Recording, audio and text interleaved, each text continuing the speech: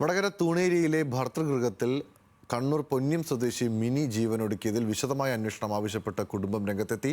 സുഹൃത്തുക്കൾക്ക് വേണ്ടി സ്വകാര്യ വ്യക്തിയിൽ നിന്നും മിനി വായ്പ വാങ്ങി നൽകിയിരുന്നു. ഈ പണം തിരിച്ചു കൊടുക്കാത്തതിന്റെ പേരിലുണ്ടായ ഭീഷണിയാണ് ജീവനൊടുക്കാൻ കാരണമെന്നാണ് മിനിയുടെ അമ്മ ശാരദയുടെ വ്യക്തമാക്കിയിട്ടുള്ളത്. മിനിയുടെ ഫോൺ പരിശോധിക്കണമെന്നും കുടുംബം ആവശ്യപ്പെട്ടു. മെയ് 14-നാണ് തൂണേരി കായപ്പനച്ചിയിലെ സനിലിന്റെ ഭാര്യ മിനിയം ജീവനൊടുക്കുന്നത്. ഒരു മാസക്കാലം മകളെ ആരോ നിരന്തരം ഭീഷണിപ്പെടുത്തിയിരുന്നെന്നും എന്നാൽ മരിക്കുന്നതിന് തൊട്ടു മുൻപ് മാത്രമാണ് എന്താണ് കാര്യമെന്ന് തന്നോട് പറഞ്ഞതെന്നും അമ്മ ശാരദ പറഞ്ഞു. നിരന്തരം ഫോണ് വരൂ. രാത്രി കിടന്നു കഴിഞ്ഞാൽ പോണില്ല. അപ്പോൾ അവളെ ഭർത്താവ് വരുമല്ലോ. അപ്പോൾ നേരം പോലെന്ന് കഴിഞ്ഞ് ഒരു 8 മണിയാകുമ്പോൾ നിരന്തരം ഫോണ് വരുത്താം.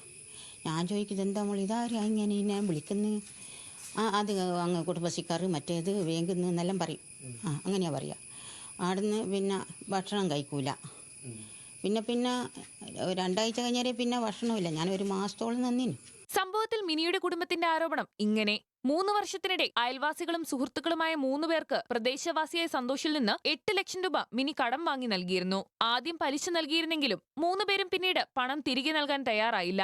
ഇതോടെ ഇടനിലക്കാരിയായ മിനിയോട് സന്തോഷ് പണം ആവശ്യപ്പെട്ടു. നിവൃത്തിയില്ലാതെ കടം വാങ്ങിയും മറ്റുമായി മിനി പണം നൽകി. ഇതിനിടയിൽ ഇവർ താമസിക്കുന്ന വീടിന്റെ ആധാരം സന്തോഷ് കൈക്കലാക്കി. എന്നിട്ടും പലിശ മാത്രമാണ് തിരിച്ചു ലഭിച്ചത് എന്നാണ് സന്തോഷ് പറഞ്ഞത്. പണം ആവശ്യപ്പെട്ട് നിരന്തരം വിളിക്കുകയും ഭീഷണിപ്പെടുത്തുകയും ചെയ്തതോടെ സഹികെട്ട് ജീവനൊടുക്കിയെന്നും ശാരദ പറയുന്നു. എൻ്റെ മോള് മരിച്ചതിൻ്റെ കാരണം ഈ ഒരു സന്തോഷന എത്തും പിടിയും കിട്ടായിട്ടാ. ഓൻ ഭീഷണി എന്തെന്നാ അങ്ങനെ പലതും ഭീഷണിയാന്ന്. എന്നോട് ഇതാ പറഞ്ഞത്, കുറച്ച് പൈസ കൊടുക്കാനുണ്ടമ്മേ. അതാണ് അത് ഇവരുടെ അടുത്തെല്ലാം വന്നിന് പൈസക്ക് വേണ്ടിയിട്ട് ഒരു മാസം മുമ്പേ.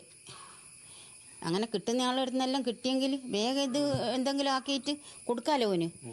മിനിയുടെ ഫോൺ പരിശോധിച്ചാൽ കാര്യങ്ങൾ വ്യക്തമാകുമെന്നും വിശദമായ അന്വേഷണം വേണമെന്നുമാണ് കുടുംബം ആവശ്യപ്പെടുന്നത്. പോലീസിനും MLA ഉൾപ്പെടെയുള്ള ജനപ്രതിനിധികൾക്കും ശാരദ പരാതി നൽകിയിട്ടുണ്ട്.